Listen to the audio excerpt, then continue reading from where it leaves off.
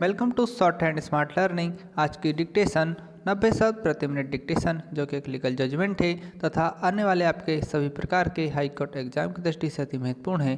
तो डिक्टेशन को अंत तक लिखें और इसका ट्रांसक्रिप्शन भी जरूर करें। साथ ही डिक्टेशन की पीडीएफ के लिए हमारे व्हाट्सएप पर टेलीग्राम ग्रुप को ज्वाइन कर सकते हैं।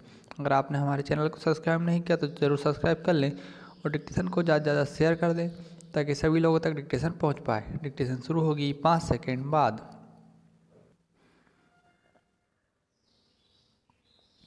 स्टार्ट।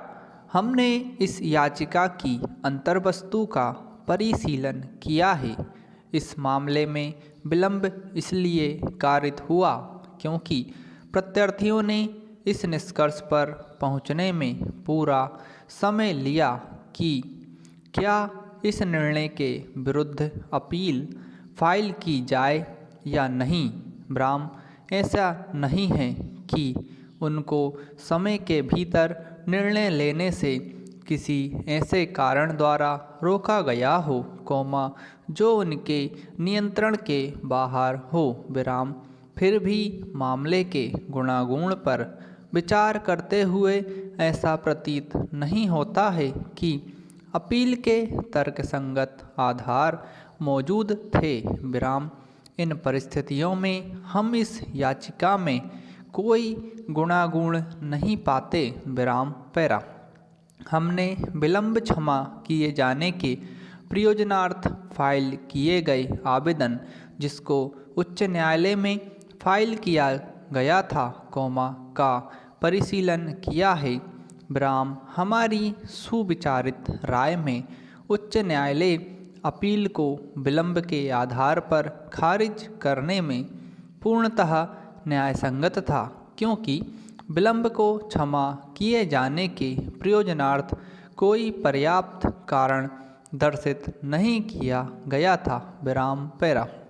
भारत संघ को सावधान रहना चाहिए था, विशेष रूप से इस सिविल अपील को फाइल करने में क्योंकि खंड न्यायपीठ ने आक्षेपित आदेश फाइल करने के द्वारा अपील को विलंब के आधार पर खारिज कर दिया है। विराम यह घोर आक्रोश और निराशा का विषय है कि भारत संघ द्वारा फाइल किए गए अधिकांश मामले परिसीमा द्वारा निराशाजनक रूप से बाधित होते हैं और इसलिए मामलों को फाइल किए जाने में कारित असामान्य विलंब को क्षमा किए जाने के लिए कोई संतोषजनक स्पष्टीकरण प्रस्तुत नहीं किया जाता। विराम पैरा।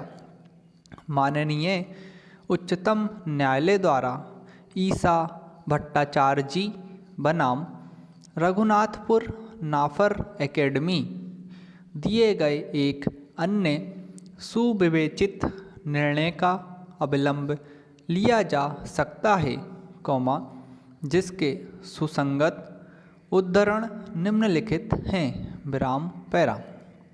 शब्दों पर्याप्त कारणों को उनकी उचित भावना, दर्शन और प्रयोजन के संबंध में इस तथ्य को ध्यान में रखते हुए समझा जाना चाहिए कि ये शब्द आधारभूत रूप से लचीले हैं और इनको अभिभावी तथ्यात्मक स्थिति के उचित परिप्रेक्ष्य में लागू किया जाता है। विराम किसी पक्ष का उसकी आकर्मण्यता और अपेक्षा के संबंध में आचरण, व्यवहार और रवैया सुसंगत कारण होते हैं। विराम जिन पर विचार नहीं किया जाना चाहिए। विराम इसी कारणवश मूल सिद्धांत यह है कि न्यायालयों को दोनों पक्षों के संबंध में न्याय का संतुलन बराबर रखना होता है और उदारतापूर्वक दृष्टिकोण के नाम पर इस सिद्धांत का अनदेखी नहीं किया जा सकता। यदि प्रस्तुत किया गया स्पष्टीकरण गढ़ा या स्पष्टीकरण है या आवेदन में दिए गए आधार काल्पनिक है, तो न्यायालय को दूसरे पक्ष को अनावश्यक रूप से मुकदमेबाजी का सामना करने से बचाने के प्रयोजनार्थ सतर्क रहना चाहिए। विराम। तथ्यों के संपूर्ण समुच्चय की सावधानी पूर्वक समीक्षा होनी चाहिए और न्यायालय का दृष्टिकोण न्याय विवेक के उदाहरणों जो उद्देश्यपूर्ण तर्कसंगतता पर आधारित हों और न कि व्यक्तिगत संकल्पना पर आधारित होना चाहिए। विराम।